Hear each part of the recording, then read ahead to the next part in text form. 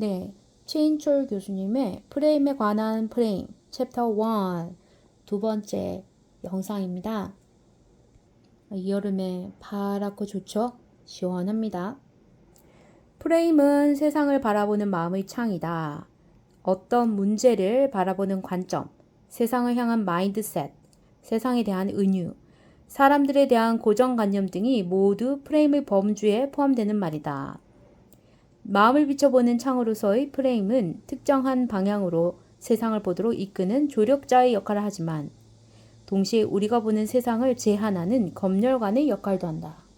그렇죠? 세상을 보는 마음의 창 프레임. 프레임에 관한 가장 흔한 정의는 창문이나 액자의 틀 혹은 안경테이다. 모두 보는 것, seeing, 보는 것과 관련이 있다. 프레임은 뚜렷한 경계 없이 펼쳐진 대상들 중에서 특정 장면이나 대상을 하나의 독립된 실체로 골라내는 기능을 한다. 광활하게 펼쳐진 풍경 중 어느 곳을 찍을지 고민하는 사람이 양손의 엄지와 검지로 사각 프레임을 만들어 여기저기 대보는 장면을 상상해보라. 우리가 손으로 사진기처럼 만들어서 하는 거 있죠? 동일한 풍경을 보고도 사람들마다 찍어낸 사진이 다른 이유는 그들이 사용한 프레임이 다르기 때문이다. 물리학에서도 기준틀 혹은 중거 체계 Frame of Reference라는 용어를 쓰는데 이 역시 세상을 관찰하는 데 사용되는 특정한 관점을 의미한다. 정확히는 어떤 물체의 위치와 운동을 표현하는 좌표, X축과 Y축을 뜻한다. 프레임이 그런가 보네요. 프레임은 한마디로 세상을 바라보는 마음의 창이다.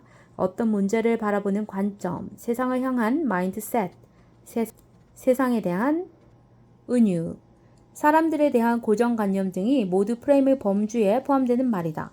프레임은 특정한 방향으로 세상을 보도록 이끄는 조력자의 역할을 하지만 동시에 우리가 보는 세상을 제한하는 검열관의 역할도 한다. 핑크 대왕 퍼시. 서양 동화 중에 핑크 대왕 퍼시, 퍼시라고 되어 있네요. Percy of the Pink 라는 재미있는 작품이 있다. 퍼시는 핑크색을 광적으로 좋아하여 자신의 옷을 포함한 모든 소유물을 핑크색으로 보유하고 있다. 광적으로 좋아하군요. 저는 예전에 20대 때 검정색 옷 많이 입었는데 광적이라기보다 그냥 검정색이 세련돼 좋아 보여가지고 심지어 매일 먹는 음식도 핑크 일색이었다. 그러나 핑크 대왕은 이것만으로 만족할 수 없었다. 성 밖에 핑크가 아닌 다른 색들이 수없이 존재하고 있었기 때문이다. 고민 끝에 핑크 대왕은 백성들의 모든 소유물을 핑크로 바꾸게 하는 법을 제정했다. 왕의 일방적인 지시에 일부는 반발했지만 백성들은 어쩔 수 없이 옷과 그릇, 가구 등을 모두 핑크색으로 바꾸었다. 와, 취향을 말살했군요. 그러나 핑크 대왕은 여전히 만족하지 않았다. 세상에는 아직도 핑크가 아닌 것들이 존재하고 있었기 때문이다. 이번에는 나라의 모든 나무와 풀과 꽃, 동물까지도 핑크색으로 염색하도록 명령했다. 대규모 군대가 동원되어 산과 들로 다니면서 모든 사물을 핑크색으로 염색하는 진풍경이 연출되었다. 심지어 동물들은 갓 태어나자마자 곧바로 핑크색으로 염색되었다. 드디어 세상의 모든 것이 핑크로 변한 듯 보였다. 그러나 단 한 곳 핑크로 바꾸지 못한 곳이 있었으니 바로 하늘이었다. 제 아무리 무소불위의 권력을 가진 왕이라도 하늘을 핑크로 바꾸는 것은 불가능한 일이었다. 며칠을 전전긍긍했지만 뾰족한 수가 떠오르지 않자 핑크 대왕은 마지막으로 자신의 스승에게 방법을 찾아내도록 명령했다. 밤낮으로 고심하던 스승은 마침내 하늘을 핑크색으로 바꿀 묘책을 찾아내고는 무릎을 쳤다. 선글라스 아닐까요?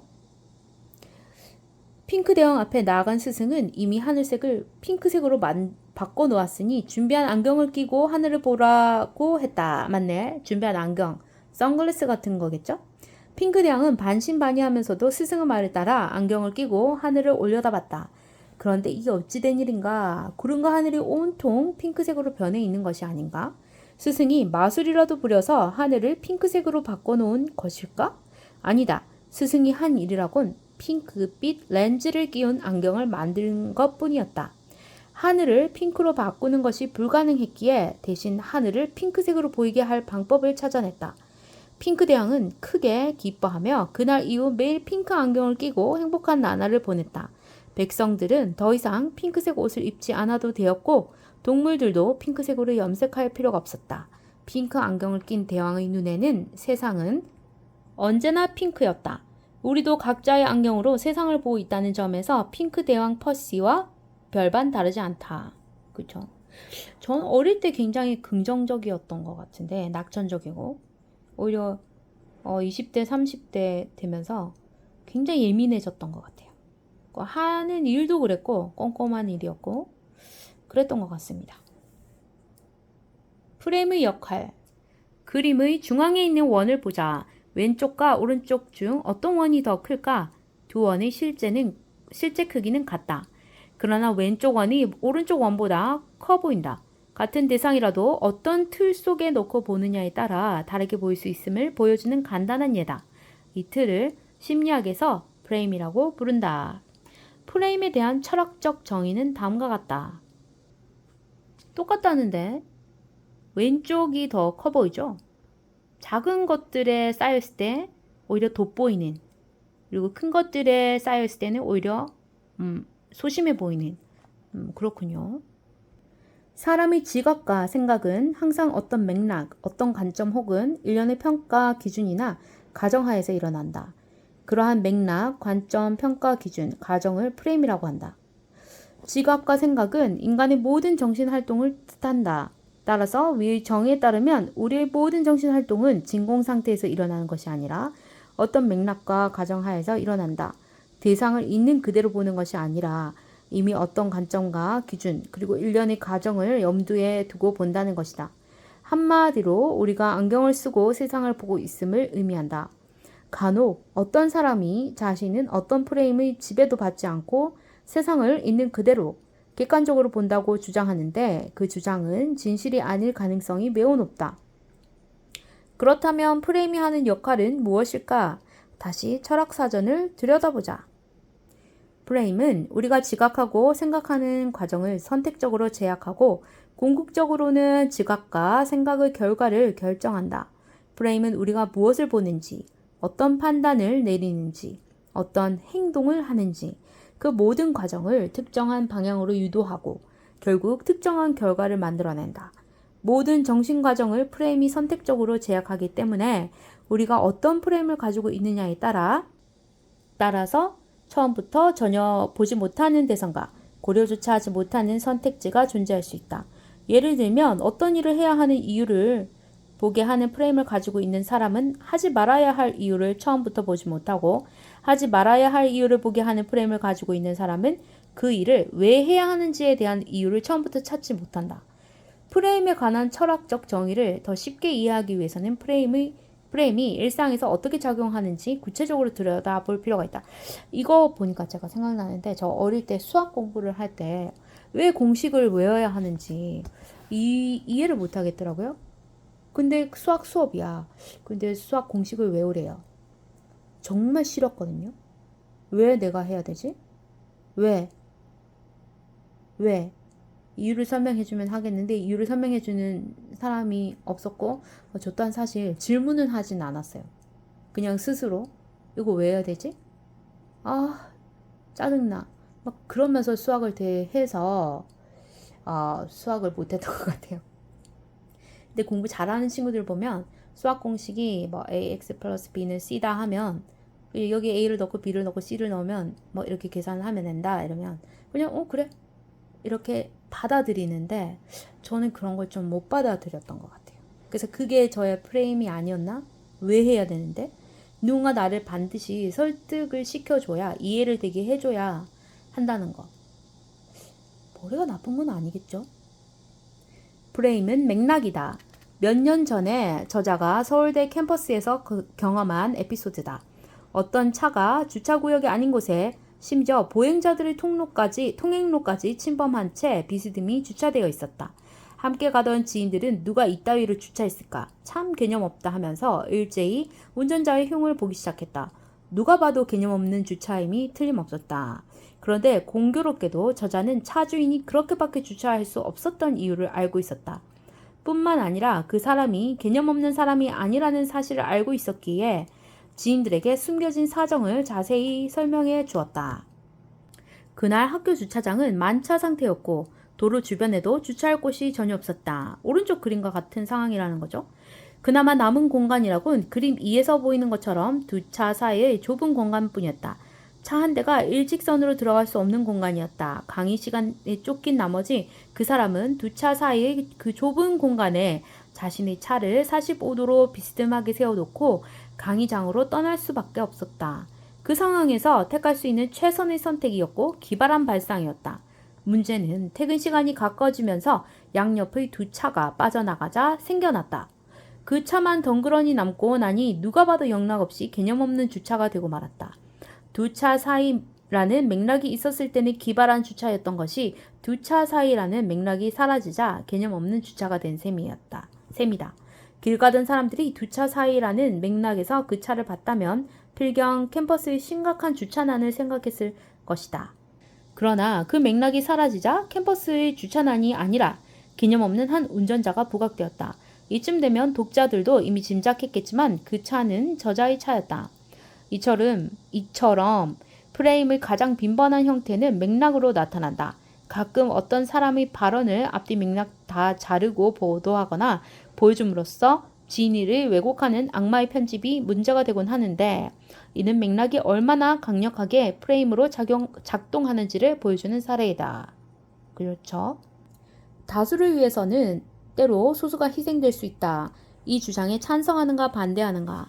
답을 하기가 쉽지 않다. 그 이유는 맥락이 주어져 있지 않기 때문이다. 그러나 구체적인 맥락이 제공되면 이 질문에 대한 답은 쉬워진다. 유명한 트롤리 딜레마의 맥락에서 이 질문을 살펴보자. 달리던 트롤리가 고장이 나서 내부에서는 방향을 조절할 수 없게 되었다. 트롤리의 방향을 조절할 수 있는 유일한 길은 철로 옆의 막대기 스위치를 올리는 것.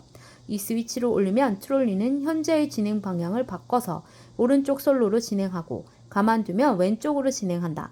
왼쪽 선로에서는 5명의 인부가 공사 중이다. 이들은 트롤리가 오는 것을 모르고 있기 때문에 가만히 놔두면 모두 죽을 수 있는 상황이다.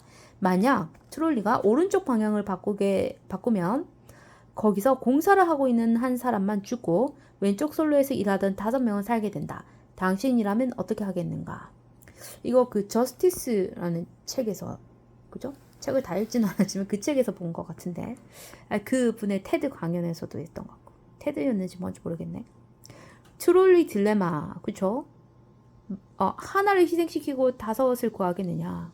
아니다, 이 하나도 소중한 생명이다. 뭐 그런 건가? 연구에 의하면 이 맥락에서는 연구 참여자 중 다수가 기차의 방향을 바꾸겠다고 선택한다. 그 어느 쪽도 절대적으로 옳다고 할 수는 없지만 다수를 위해서 소수가 희생되는 것이 정당화될 수 있다고 생각하기 때문이다. 그렇죠. 보통은 그렇게 생각하죠. 이제 맥락을 바꿔보자. 트롤리가 고장난 상태라는 것과 그대로 두면 선로에서 일하던 인부 5명이 죽게 된다는 점은 동일하다. 다만 이번에는 기찻길 위 다리에 당신이 서 있고 당신 앞에는 건장한 남자가 서 있다. 만일 당신이 뒤에서 그 남자를 밀면 그 남자는 선로로 떨어지고 트롤리는 그 남자를 치면서 멈출 것이다. 결과적으로 5명의 인부는 살게 된다. 이 경우라면 어떻게 하겠는가?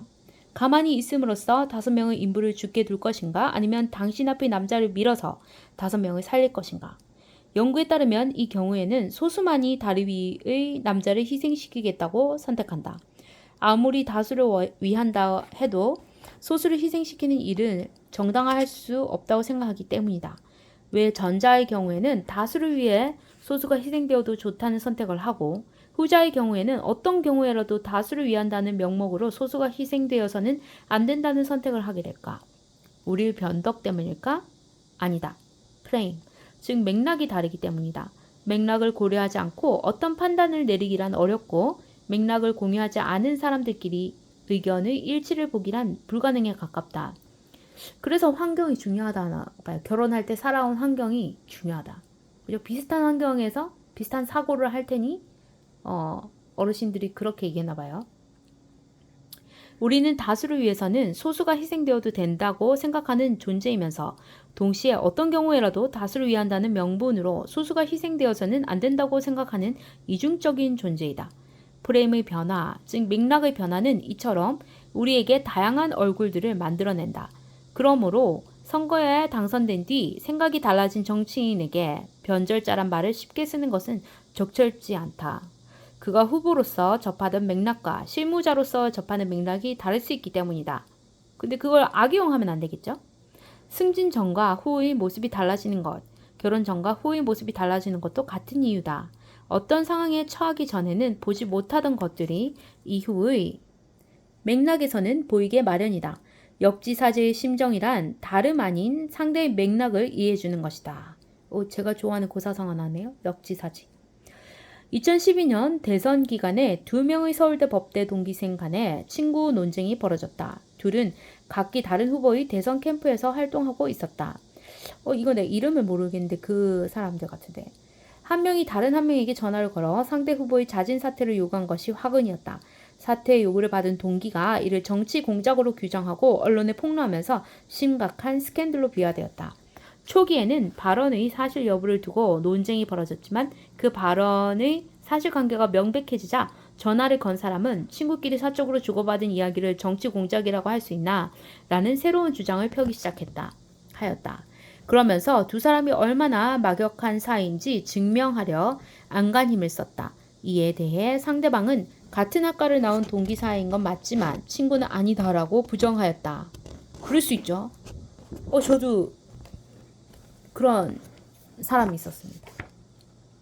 왜 한 사람은 그들의 관계를 친구 사이라고 주장하고 다른 사람은 친구가 아니라고 주장하였을까? 바로 맥락 때문이다. 친구 사이의 사적인 대화라는 맥락이 성립되면 사람들은 아무리 정치적 입장이 다를지라도 친구끼리는 어떤 이야기든 편하게 할 수 있다고 생각한다. 친구 프레임에서 보면 그 발언은 정치 공작이나 위협이 아니라 가벼운 농담 정도로 간주될 수 있다. 따라서 발언의 당사자는 자기 발언의 사실 자체를 부인하기보다는 그 발언을 보는 사람들의 시각을 바꾸기 위해 친구 사이라는 맥락을 이용하여 프레임의 변화를 시도하였던 것이다. 그렇죠. 이렇게 이용하는 사람이 있다니까요. 나쁘게. 좋게 이용하는 건 뭐 본인의 입장에서는 자기가 유리하게 하기 위한 것이겠지만 그죠? 상대랑은 완전 다르죠. 이를 눈치챈 상대방은 이 프레임 전쟁에서 승리하기 위해 자신들이 친구 사이가 아니라고 강력하게 주장한 것이다. 지금 시계를 보니까 여기서 끊어야 되겠어요.